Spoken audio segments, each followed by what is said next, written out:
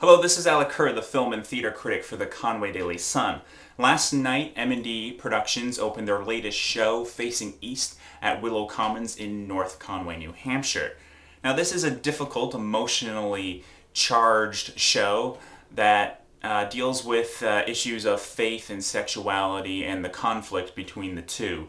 It opens at the grave of an unseen character named Andy, who was raised Mormon, but his homosexuality came in direct conflict with the teachings of the Mormon Church, and ultimately led to a self-loathing that would lead him to commit suicide.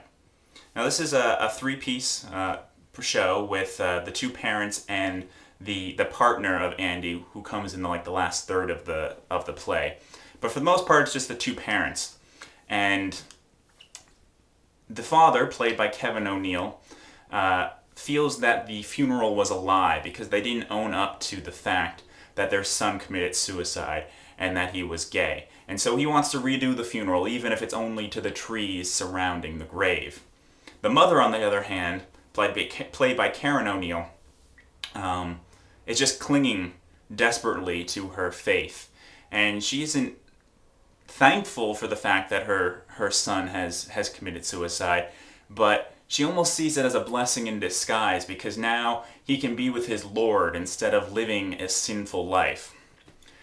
And her character will make you angry. She's pretty insufferable in her rigid following of not even of her faith, but of the dogma of the church. And that's really kind of the core theme of this play, is the danger of following the dogma of a church, whatever that church may be, and losing track of what the actual kind of teachings of the faith actually are.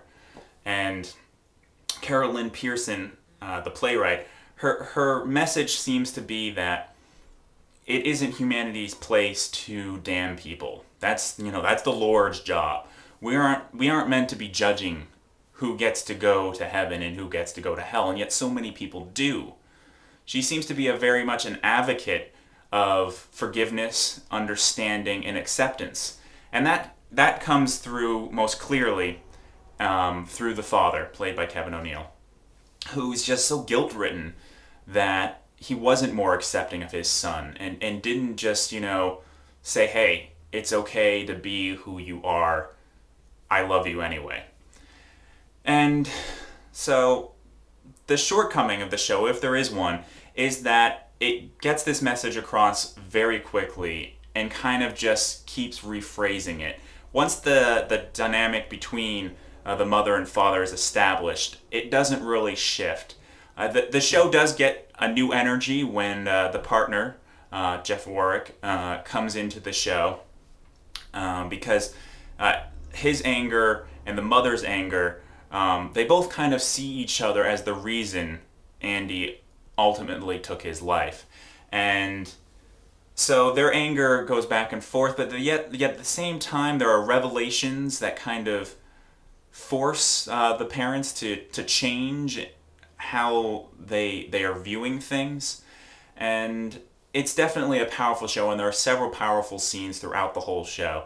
And there's an interesting device where there are flashbacks, and Kevin O'Neill and Karen O'Neill alternate playing Andy in these flashbacks. And there's some nice blue, moody lighting that cues in the audience when there's a flashback, and it's done well. The set design's very interesting as well. It's a cemetery, just with the one plot, the hole where Andy's going to be buried, or is buried, and the surrounding trees.